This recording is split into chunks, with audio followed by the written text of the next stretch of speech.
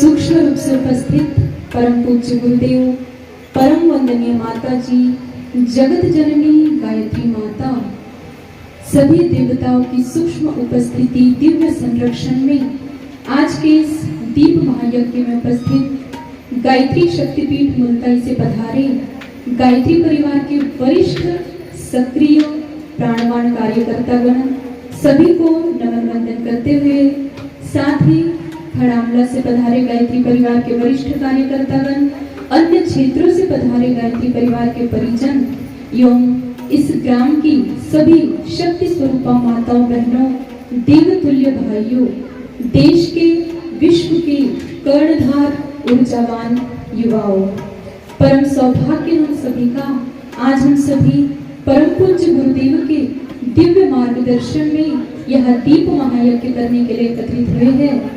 उपस्थित सभी परिजनों को प्रणाम करते हुए, नमन वंदन करते हुए आज के इस दीप महायज्ञ को, परम पूज्य गुरुदेव के दिव्य संदेश को हम यहाँ से प्रारंभ करते हैं।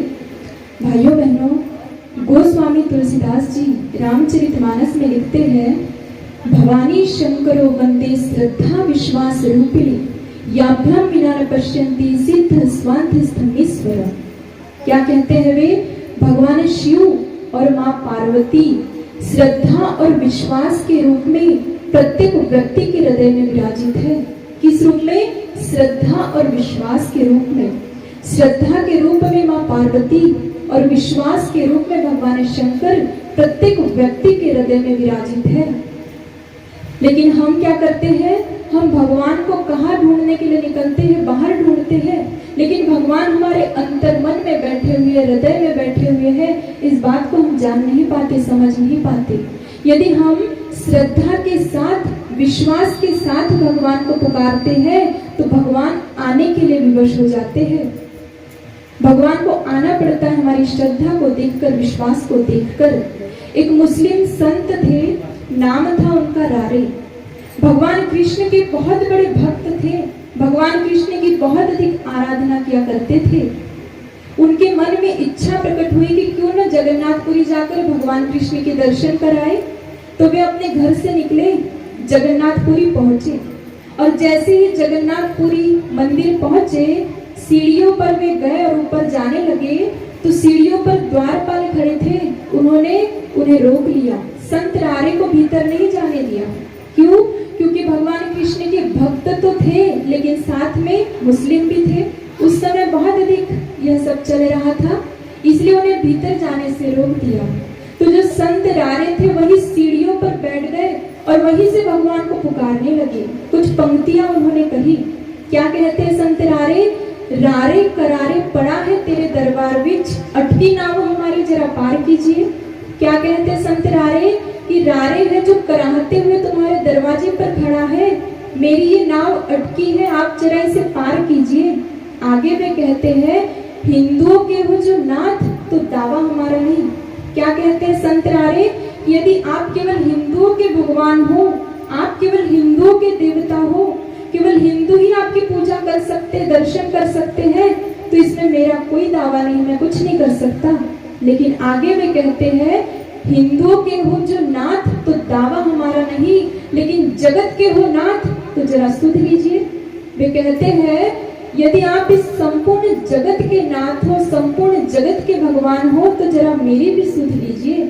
और भाइयों बहनों, संत रारे की श्रद्धा को देखकर, विश्वास को देखकर, भावना को देखकर भगवान कृष्ण स्वयं वहां प्रकट हुए, संत रारे को दर्शन हुए।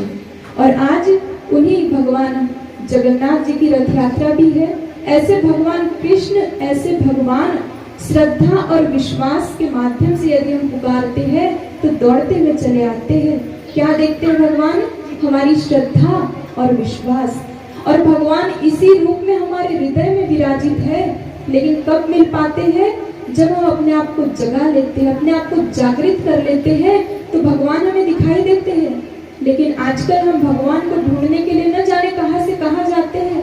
हम मंदिरों में जाते हैं, हम तीर्थों में जाते हैं, हम पर्वत चढ़ जाते हैं, पहाड़ों पर चढ़ जाते हैं, लेकिन अपने अंतर मन में जगा कर नहीं देखते, अपने अंतर मन को नहीं जगाते। उसी भगवान का अंश जो मंदिरों में होता है, तीर्थों में होता है, वही भगवान हमारे हृदय में भी विराजित है, लेकिन इस बात को हम जान नहीं पाते, समझ नहीं पाते। संत कबीरदास जी लिखते हैं, भगवान का पता बताते हैं कि भगवान कहाँ रहते हैं। क्या कहते हैं संत कबीरदास जी? वे कहते हैं कि भगवान का ये कहना है कि ना तीर्थ में, ना मूरत में, ना एकांत निवास में, ना मंदिर में, ना मस्जिद में, ना काशी कैलाश में। क्या लिखते हैं वे? ना में जप में, ना में तप में, ना में योग संन्यास में, ना में क्रिया कर्म में रहता, ना काशी कैलाश में। तो फिर कहाँ रहते हैं भगवान? संत कबीरदास जी बताते हैं कि भगवान कहते हैं, मोको कहाँ ढूंढता बंदे, मैं तो तेरे पास ही। हम अपने अंतर्मन को जगाकर नहीं देखते, अपने अंतरात्मा को नहीं जगाते और भगवान को बाहर ढूंढते हैं। हम ये भूल जाते हैं कि उसी परमात्मा का एक अंश हमारे भीतर में निवास करता है। इस बात को हम समझ नहीं पाते। इसी बात को हनुमान जी भी भूल कर बैठे थे। जब समुद्र के किनारे सुग्रीव जी खड़े थे, नल-नील खड़े थे, अंगद खड़े थे, हनुमान जी बैठे थे, जामवंत जी थे, संपूर्ण वानर सेना उपस्थित थी। सभी के मन में एक ही प्रश्न था कि इस समुद्र को कैसे पार करें, कैसे माता सीता की खोज करें। सभी विचार में बैठे थे, हनुमान जी भी विचार कर रहे थे। तब तक हनुमान जी ने अपनी प्रज्ञा को नहीं जगाया था, अपने को नहीं पहचाना था। तब जामवंत जी उठ खड़े हुए और हनुमान जी को कहते हैं, हे हनुमान जी, आप किस सोच में डूबे हो? आप तो अतुलित बलधामम हो, आप किस सोच में डूबे हो? जामवंत जी जो थे वे हनुमान जी की प्रज्ञा को जगाते हैं। क्या कहते हैं जामवंत जी? पति सुन हनुमाना, चुप साधी रहे बलवाना। पति सुन हनुमाना, चुप साधी रहे बलवाना।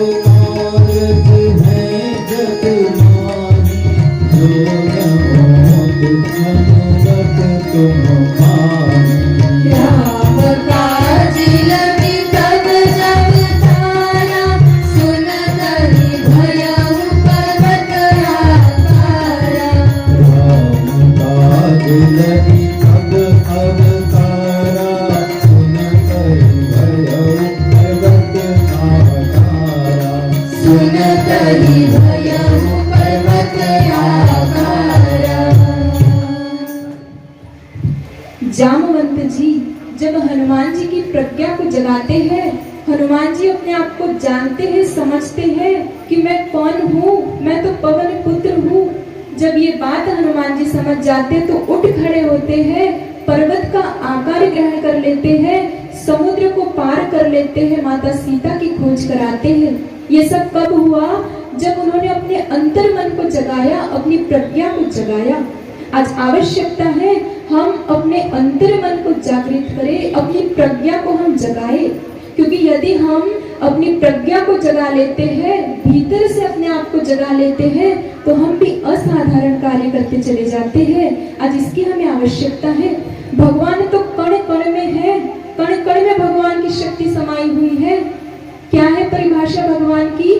भ अर्थात भूमि, ग अर्थात गगन, व अर्थात वायु, आ अर्थात अग्नि और न अर्थात नीर। इन पंच तत्वों में भगवान की शक्ति समाई है और वही भगवान की शक्ति हमारे अंतर मन में भी है। लेकिन कब मिल पाते हैं हमें? जब हम अपने आप को जगा लेते हैं।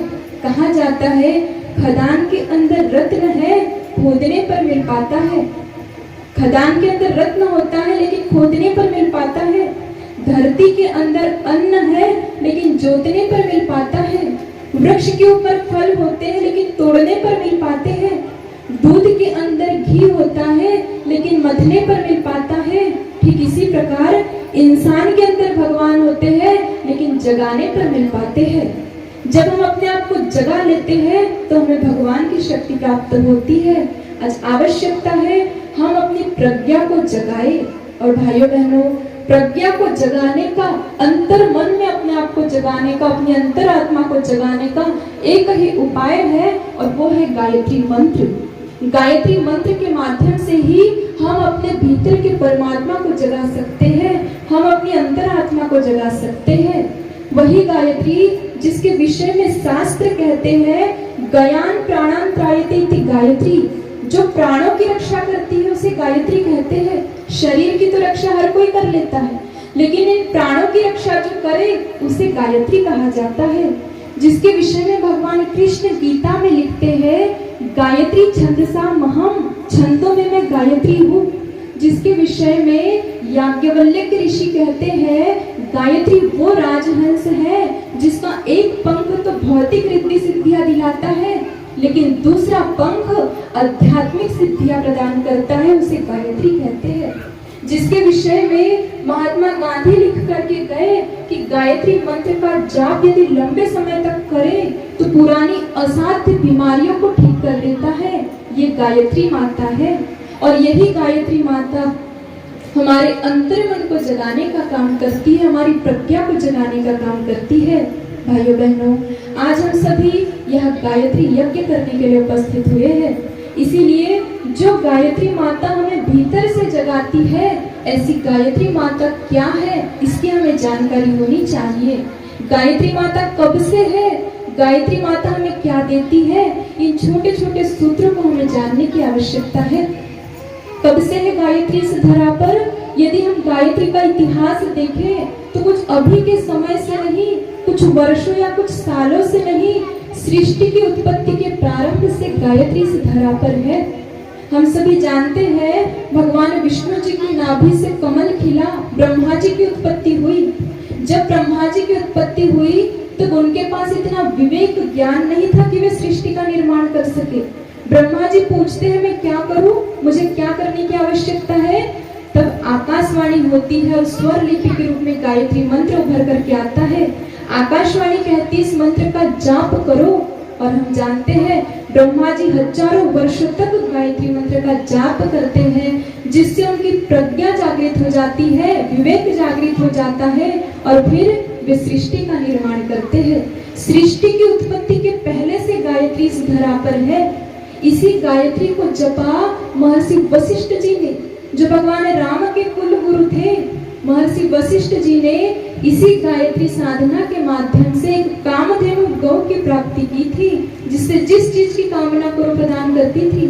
इसी गायत्री को जपा ऋषि विश्वामित्र ने, जो गायत्री के ऋषि कहे जाते हैं। ऋषि विश्वामित्र पहले राजा थे लेकिन फिर ब्राह्मण बन गए, ऋषि बन गए गायत्री साधना के माध्यम से। इसी गायत्री मंत्र को जपा माता शबरी ने।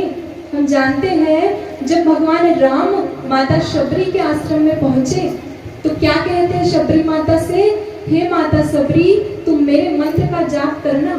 शबरी पूछती है भगवान आपका मंत्र कौन सा है, मैंने आज तक नहीं सुना।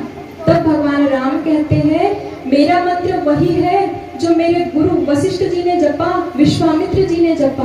क्या जपा था उन्होंने? गायत्री मंत्र।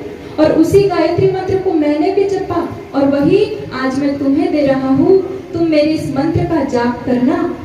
क्या कहते हैं पांचवी भक्ति में भगवान राम, मंत्र जाप मम दृढ़ विश्वासा पंचम भगति सो वेद प्रकाशा। हे मां सबरी तुम मेरे मंत्र का जाप करना। सबसे पहले भगवान राम ने माता शबरी को, एक नारी को गायत्री मंत्र की दीक्षा दी। ये गायत्री का इतिहास है, कोई अभी के समय से गायत्री नहीं है, सृष्टि के आरंभ से गायत्री है। और ये गायत्री माता हमें क्या देती है? कहा गया है भगति बिना सब सुख गुण ऐसे, लवण बिना बहु व्यंजन जैसे। हमने बहुत स्वादिष्ट भोजन बनाया लेकिन नमक डालना भूल गए तो स्वाद आ सकता है क्या? माता बहनों को जानकारी है इस बात की? नमक के बिना भोजन में स्वाद आएगा क्या? जितनी कीमत भोजन में नमक की होती है, उतनी ही कीमत जीवन में सद्बुद्धि की होती है। सद्बुद्धि के बिना जीवन में आनंद नहीं आता। हम जानते हैं ना, रावण के जीवन को यदि हम देखें तो सब कुछ था रावण के पास। कहा गया है, वेद ज्ञान उत्तम कुल पाया, फिर भी रावण असुर कहलाया। ज्ञान के क्षेत्र में चारों वेद कंठस्थ थे रावण को, बल के क्षेत्र में 20 भुजाओं का बल था, धन के क्षेत्र में सोने की लंका थी, सबसे उच्च कुल ब्राह्मण कुल में जन्मा था रावण, विद्वान था, पंडित था, भगवान शिव का कितना बड़ा भक्त था। सब कुछ होते हुए केवल सद्बुद्धि के अभाव के कारण उसका सर्वनाश हुआ। और एक समय ऐसा आया, 1 लाख पुत्र 1.25 लाख नाती, रावण के घर दिया न बाती। अंत में दीपक जलाने के लिए भी कोई कुल दीपक शेष न रहा। क्यों हुआ ये सब? सद्बुद्धि के अभाव के कारण। यदि हमारे जीवन में सब कुछ हो, धन हो, पद हो, पैसा हो, मकान हो, दुकान हो, दुनिया भरी की सारी सामग्रियां हो, लेकिन सद्बुद्धि न हो तो जीवन में आनंद नहीं आता। और ये सद्बुद्धि हमें प्रदान करती है गायत्री माता। सद्बुद्धि की देवी है गायत्री माता। आज आवश्यकता है हम गायत्री माता के जो मंत्र है उस मंत्र का जाप करें, अपने जीवन को सद्बुद्धि युक्त बनाएं। भाइयों बहनों, आजकल हम देखते हैं कि हमारे मन मस्तिष्क पर दुर्बुद्धि हावी हो गई है। ये दुर्बुद्धि हमें सही काम नहीं करने देती। हम घर से निकलते हैं कि हम सत्य बोलेंगे, लेकिन दुर्बुद्धि जब हमारे सिर पर हावी हो जाती है तो हमसे असत्य बुलवा लेती है। हम चाहते हैं कि हम धर्म का कार्य करें, लेकिन ये दुर्बुद्धि हमें अधर्म करने के लिए विवश कर देती है। क्यों? क्योंकि आज हमारे मन मस्तिष्क पर सद्बुद्धि की जगह दुर्बुद्धि हावी हो गई है। एक समय सारे के सारे असुर, कौन कौन होते हैं असुरों में? रावण, कंस, दुर्योधन, दुशासन, हिरण्याक्ष, हिरण्यकश्यप, ये सभी के सभी असुर कहाँ पहुंचे? उनके गुरुदेव के पास। कौन है असुरों के गुरु? शुक्राचार्य जी। वहां पहुंचकर अपनी समस्या बताने लगे। क्या कहते हैं असुर कि हे भगवान, जब भी हम इस धरती पर जाते हैं और अपने मनपसंद कार्य को करते हैं तो जो नारायण है ना, वो किसी न किसी रूप में अवतार लेकर के आता है और हमारा सर्वनाश कर देता है। असुर कहते हैं उनके गुरुदेव से कि हे गुरुदेव, यदि हम रावण के रूप में जाकर आतंक मचाते हैं तो राम का रूप धरकर आ जाता है। यदि हम कंस के रूप में जाकर अनीति करते हैं तो कृष्ण का रूप धरकर आता है। यदि हम हिरण्यकश्यप के रूप में जाकर अत्याचार करते हैं तो नरसिंह रूप लेकर आता है और हमारा सर्वनाश कर देता है। सभी असुर दुखी थे। वे कहते हैं कि हम तो अपने मनपसंद कार्य इस धरती पर कर ही नहीं पाते। क्या मनपसंद कार्य थे असुरों के? अत्याचार, दुराचार, अधर्म। तो इससे हम बड़े दुखी हैं। तो असुरों के जो गुरु थे शुक्राचार्य जी, वे समाधान देते हुए कहते हैं असुरों से कि तुम हमेशा दृश्य रूप में जाते थे, दिखाई देते थे, इसीलिए मारे जाते थे, लेकिन इस बार तुम अदृश्य रूप में जाओ, सूक्ष्म रूप में जाओ, तुम किसी को दिखोगे ही नहीं तो कोई तुम्हें मारेगा कैसे? और वे कहते हैं उनके गुरुदेव कि अदृश्य रूप में जाकर इस धरती के मनुष्य के मन मस्तिष्क में बैठ जाओ। किस रूप में? दुर्बुद्धि के रूप में, और उसके मस्तिष्क को भ्रमित कर दो। भाइयों बहनों, आज हम देखें तो सारे के सारे असुर सूक्ष्म रूप में हमारे मस्तिष्क में आकर के बैठ गए। ये असुर हमें सही कार्य करने नहीं देते, हमें सत्य बोलने नहीं देते। इसलिए आज हमें इन असुरों को, इस दुर्बुद्धि को हटाकर सद्बुद्धि के जागरण की आवश्यकता है। जिस प्रकार कमरे में अंधकार है, हम वहां पर दीपक जला दें, रोशनी कर दें तो अंधकार स्वतः गायब हो जाता है, स्वतः नष्ट हो जाता है, फिर उसे मारकर भगाना नहीं पड़ता। ठीक इसी प्रकार यदि हमारे मन मस्तिष्क में सद्बुद्धि आ जाती है, सद्विवेक आ जाता है, तो दुर्बुद्धि स्वतः चली जाती है। इसीलिए आज हमें सद्बुद्धि की आवश्यकता है और ये सद्बुद्धि प्रदान करती है माँ गायत्री।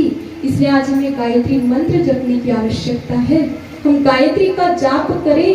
क्यों करें? क्योंकि जिस घर में गायत्री की साधना होती है उस घर में अन्य किसी चीज की कमी नहीं रहती। चाहे धन संपत्ति हो, चाहे सफलताएं हो, सब कुछ सद्बुद्धि के पीछे पीछे आते चला जाता है। तुलसीदास जी लिखते हैं, जहाँ सुमतितः संपत्ति नाना, जहाँ कुमतितः विपत्ति निधाना। जहाँ सुमति होती है वही संपत्ति भी होती है, और जहाँ दुर्बुद्धि होती है वहाँ अंत में विपत्ति आती है। इसलिए आज हमें गायत्री मंत्र जपने की आवश्यकता है। माँ गायत्री हमें सद्बुद्धि प्रदान करती है, और साथ में गायत्री माता हमें सद्कर्म करने की प्रेरणा देती है। हम सुंदर सुंदर सुंदर कर्म करें, ये प्रेरणा हमें गायत्री माता प्रदान करती है, क्योंकि हमारे जीवन में कर्मों का भी बड़ा महत्व होता है। जैसे हम कर्म करते हैं उसका फल हमें मिलता जरूर है। कर्मों के फल से कोई बच पाया है क्या? भगवान भी इस धरती पर आए, वे भी कर्म फल से बच नहीं पाए। इसलिए हम कैसे कर्म करें? सुंदर कर्म करें, क्योंकि कर्मों का फल मिलता जरूर है। थोड़ी देरी हो सकती है लेकिन कर्म फल मिलता है, और ये सुंदर कर्म करने की प्रेरणा हमें गायत्री माता प्रदान करती है। कर्मों की बड़ी महिमा होती है। एक व्यक्ति सड़क के किनारे कहीं जा रहा था चलते चलते, तो उसने देखा कि सड़क के उस पार एक बहुत बड़ा आम का पेड़ है, जिस पर बड़े बड़े आम लगे हुए हैं। तो उसके मन में विचार आया कि क्यों ना आम तोड़कर खाया जाए।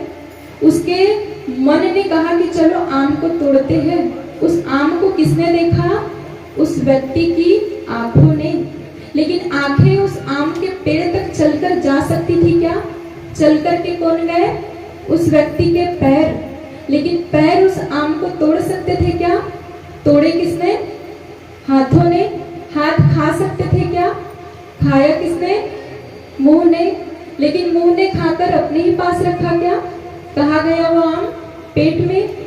जब ये सारी की सारी क्रिया वहां पर हुई तो इतने में जो आम के पेड़ का मालिक था वो डंडा लेकर के आया बड़े गुस्से में, और कहता है, ठहरो तुम्हें बताता हूँ, इतनी मेहनत से मैंने इस आम के पेड़ को पाला है, बड़ी मेहनत से, और तुम इसके फल खा रहे हो।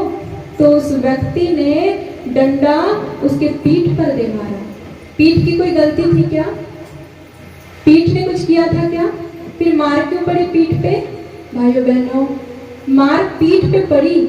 आम देखा था आंखों ने, चलकर गए पैर, पैर पर मारना था। तोड़ा हाथों ने, हाथ पर मारना था। खाया मुंह ने, पीठ ने तो कुछ भी नहीं किया था। लेकिन मार किस पर पड़ी? पीठ पर। लेकिन जब पीठ पर मार पड़ी तो आंसू कहाँ से निकले? उसकी आंखों से। और दर्द किसे हुआ? उसके मन को। जिसने आम को देखा अंत में उसको रोना पड़ा। ये कर्म का फल होता है। थोड़ी देरी हो सकती है लेकिन मिलता जरूर है। इसलिए हम कैसे कर्म करें? श्रेष्ठ कर्म करें, क्योंकि धन संपत्ति का उत्तराधिकारी हो सकता है, मकान और दुकान का उत्तराधिकारी हो सकता है, लेकिन कर्मों का उत्तराधिकारी नहीं होता। हमारे द्वारा किए गए कर्मों का फल हमें ही भोगना पड़ता है। इसलिए हम श्रेष्ठ कर्म करें, और श्रेष्ठ कर्म करने की प्रेरणा हमें गायत्री माता प्रदान करती है। भाइयों बहनों, आज दुनिया में बहुत अधिक आवश्यकता, हम जहाँ देखते हैं वहाँ अनीति होते दिखती है, अधर्म होते दिखता है। आज का मनुष्य दुर्बुद्धिग्रस्त हो गया है। इसीलिए इस कलयुग की सभी समस्याओं का समाधान है गायत्री मंत्र। हम अपने घरों में गायत्री मंत्र का जाप करें। क्या है गायत्री मंत्र? सबसे पहले आता है ओम। ओम है परमात्मा का प्रतीक। फिर आता है भूर्भुवः स्वः। 3 लोक है, धरती आकाश पाताल। इन तीनों लोकों में उस ओम की शक्ति समाहित है। ये पंचाक्षरी गायत्री मंत्र कहलाता है। और गायत्री मंत्र के 3 खंड है। तत्सवितुर्वरेण्यं भर्गो देवस्य धीमहि धियो यो नः प्रचोदयात्। क्या अर्थ है इसका? उस प्राण स्वरूप, दुख नाशक, सुख स्वरूप, श्रेष्ठ, तेजस्वी, देव स्वरूप परमात्मा को हम सभी अपनी अंतरात्मा में धारण करते हैं, और वह परमात्मा हम सबकी बुद्धि को सन्मार्ग की ओर प्रेरित करे। गायत्री मंत्र में स्वार्थ की भावना नहीं होती, परमार्थ की भावना होती है। गायत्री मंत्र ये नहीं कहता कि मेरी बुद्धि को सन्मार्ग की ओर प्रेरित करे। गायत्री मंत्र ये कहता है कि हम सबकी बुद्धि को सन्मार्ग की ओर प्रेरित करें। ये गायत्री मंत्र का भावार्थ है। भाइयों बहनों, कहा गया है नास्ति गंगा समम तीर्थम न देवः केशवात् परः गायत्र्यास्तु परम जाप्यम न भूतो न भविष्यति। गंगा के समान पवित्र तीर्थ दूसरा कोई नहीं माना जाता। भगवान कृष्ण के समान देवता दूसरा कोई नहीं माना जाता। ठीक इसी प्रकार गायत्री मंत्र के समान मंत्र भी दूसरा कोई नहीं माना जाता। न भूतो न भविष्यति है गायत्री मंत्र। फलों का राजा आम होता है, वृक्षों का राजा पीपल होता है, देवताओं का राजा इंद्र होता है। ठीक इसी प्रकार मंत्रों का राजा वेद मंत्र, देव मंत्र, गायत्री मंत्र को कहा जाता है। गायत्री मंत्र की बड़ी महिमा होती है। आइए गायत्री की महिमा को, गायत्री मंत्र की महिमा को, किन किन लोगों ने गायत्री मंत्र को जपा, इन सभी प्रेरणाओं को इस भावभरे गीत के माध्यम से हम समझने का प्रयास करें।